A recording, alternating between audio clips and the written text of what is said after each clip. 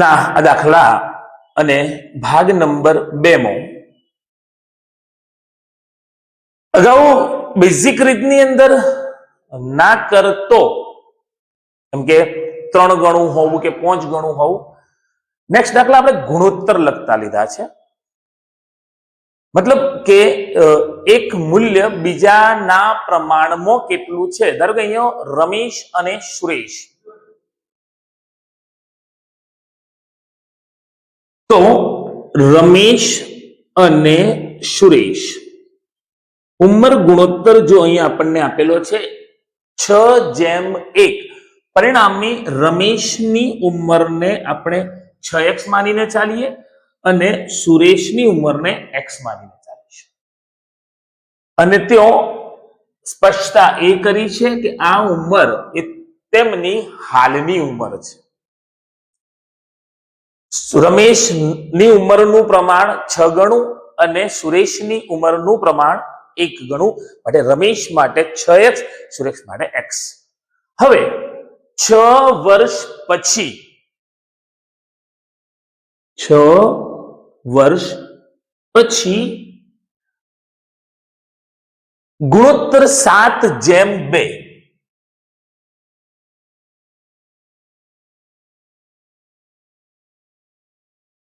6 વર્ષ પછી ગુણોત્તર 7:2. તો પ્રથમ લખેલી ઉંમર પછી 6 વર્ષ, દ્વિતીય લખેલી ઉંમર મો 6 વર્ષ ઉમેરીશું અને પ્રમાણ મળે છે આપણને 7/2. 7:2. જો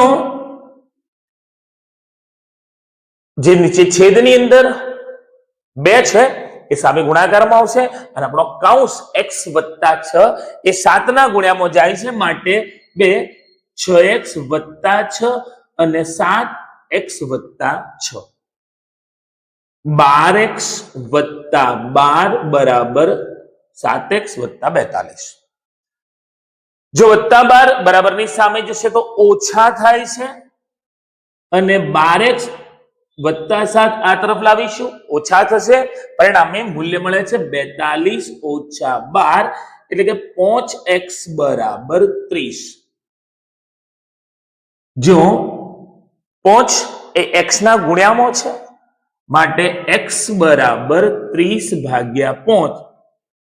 30/5 એટલે 6 × 5 30 થશે. માટે x બરાબર 6.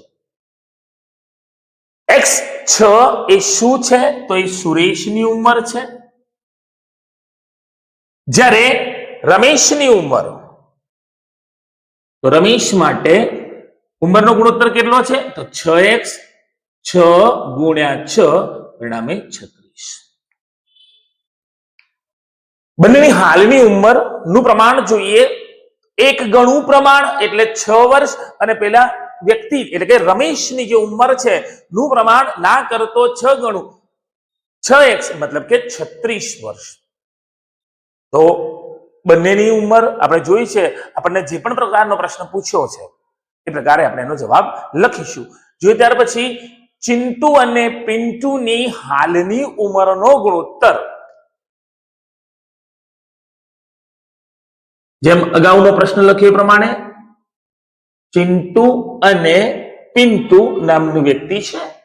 એમની હાલની ઉંમરનો ગુણોત્તર 3:1 હોવાથી 3x અને 1x આ એમની હાલની ઉંમરનું પ્રમાણ છે.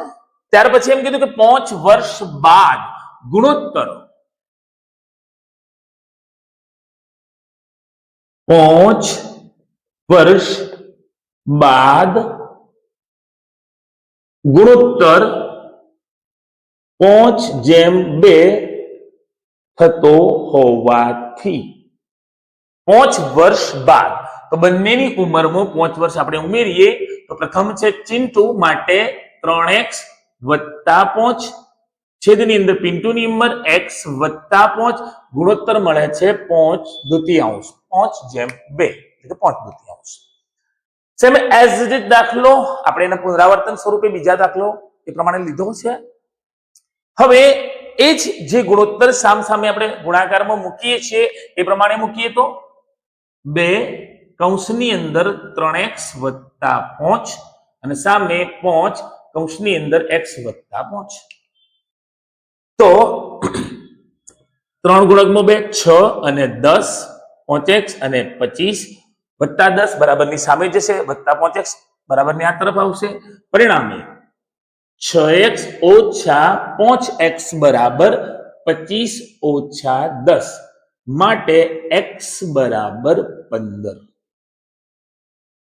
પ્રશ્ન જોઈએ તો ચિંટુની હાલની ઉંમર શોધો. અહીંયા આપણે જે જવાબ લાવ્યા એ પ્રમાણ x એ પિન્ટુની ઉંમર છે. પ્રશ્ન પૂછે છે ચિંટુની ઉંમર માટે ચિંટુ બરાબર પ્રમાણ છે 3x માટે 3 ગુણકમાં 15 એટલે કે 45 વર્ષ. આપણો અંતિમ જવાબ રહેશે 45 વર્ષ. ફરીથી એકવાર મિત્રો ગુણોત્તર ચેક કરીએ કે જેમ બીજો દાખલો છે એમ પ્રથમ દાખલો છે. ઉંમરના ગુણોત્તરની અંદર પ્રથમ પ્રમાણ 6 ગણું હોવાથી 6x, બીજું પ્રમાણ 1 ગણું હોવાથી 1x એવું મૂક્યું છે. થોડોક ડિફરન્ટ દાખલો કે જેની અંદર કોનું પ્રમાણ વધારે છે કે ઓછું એ આપણે પહેલાથી નક્કી નથી કરવું. આપણે કોઈ એક મૂલ્યને x ધારી લઈએ. ધારો કે રામ, ધારો કે રામની હાલની ઉંમર x વર્ષ અને બંનેની ઉંમરનો સરવાળો જો 60 થતો હોય, બંનેની ઉંમરનો સરવાળો જો 60 થતો હોય અને એ 60 સરવાળામાંથી જો રામની ઉંમરને બાદ કરવામાં આવે તો મળતી ઉંમર એ શ્યામની ઉંમર હોય. પરિણામે શ્યામની હાલની ઉંમર 60 ઓછા x વર્ષ. ફરીથી એકવાર કહીશ મિત્રો કે બંનેની ઉંમરનો સરવાળો જો 60 છે અને એમાંથી એકની ઉંમર x છે તો બીજાની ઉંમર 60 ઓછા x. નેક્સ્ટ 4 વર્ષ બાદ રામની ઉંમર શ્યામ કરતો, રામની ઉંમર શ્યામ કરતો 3 ગણી થશે.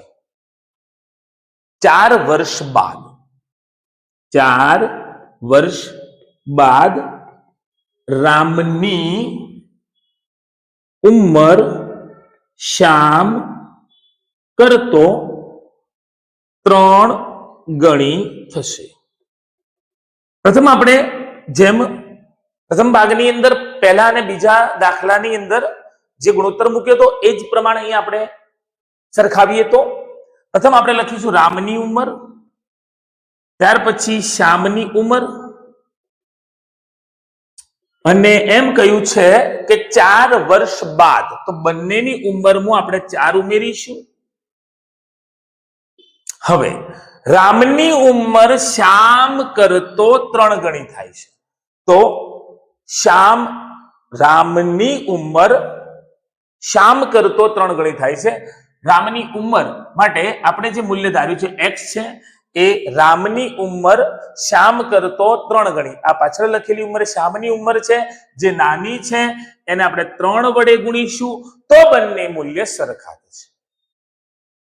રામની 4 વર્ષ બાદની ઉંમર શ્યામની 4 વર્ષની બાદ ઉંમર કરતો 3 ગણી થાય છે. પરિણામે આપણે શ્યામની ઉંમરને 3 વડે ગુણીશું. જોઈએ તો x વત્તા 4 બરાબર સામે 3 અને 64 ઓછા x, x વત્તા 4 બરાબર 12, 1 છત્રી 18 અને 19 માઇનસ 3x બરાબરની આ તરફ લઈશું પ્લસ થશે તો x પ્લસ 3x બરાબર 192 ઓછા 4 માટે 4x બરાબર 192 માંથી આપણે 4 બાદ કરીશું. પરિણામે આપણને મૂલ્ય મળશે 188. 188 આપણને મૂલ્ય મળે છે. ગુણાકારની અંદર x 4 છે માટે x બરાબર 188 ભાગ્યા 4. જો 188 ભાગ્યા 4, 4 ગુણ્યા 4 16, 2 8 અને 7 14 28 પરિણામે 47 વર્ષ. એક્સ નું મૂલ્ય મળે છે 47. આપણે પ્રશ્ન જોઈએ કે બંનેની ઉંમર પૂછી છે, માનો કે તો આપણે એક મૂલ્ય મળ્યું છે x બરાબર 47, બીજું મૂલ્ય એટલે કે શ્યામની ઉંમર કેટલી છે તો આપણે મૂલ્ય લખ્યું છે 60 ઓછા x એટલે કે 60 ઓછા 47 એટલે 13. બંનેની ઉંમરનો સરવાળો 60 થાય છે. બીજું એમ કહ્યું કે 4 વર્ષ બાદ, વિચારીએ આપણે કદાચ આ દાખલાને આપણે તાળો મેળવી અથવા દરેક દાખલામાં આપણે પ્રમાણે તાળો મેળવી અને આપણે જવાબ નક્કી કરી શકીએ છીએ. જોવા જઈએ તો 4 વર્ષ બાદ 13 વર્ષ વત્તા 4 વર્ષ 17 થશે અને 47 વત્તા 4 એટલે 51 થશે. પરિણામે એ ઉંમરના પ્રમાણમાં 3 ગણી થાય છે. મિત્રો, બે ભાગની અંદર ઉંમર રિલેટેડ જે પણ સૂત્ર અથવા ગુણોત્તર પ્રમાણેના દાખલા છે આપણે જોયા છે. આપણી આ MGR ચેનલ પર મિત્રો સ્પર્ધાત્મક પરીક્ષાના મેથ્સ રીઝનિંગના ઘણા બધા વિડીયો અપલોડ થઈ રહ્યા છે, થઈ ચૂક્યા છે, વિદ્યાર્થીઓનો લાભ લઈ રહ્યા છે અને હાલનો આ પરીક્ષાનો જે માહોલ ચાલી રહ્યો છે ની અંદર વધુમાં વધુ એ લોકો સફળતા મેળવે એવા આપણા પ્રયત્નો છે. ત્રીજા ભાગ સાથે ઉંમર રિલેટેડ દાખલામાં આપણે ફરીથી જોડાઈશું.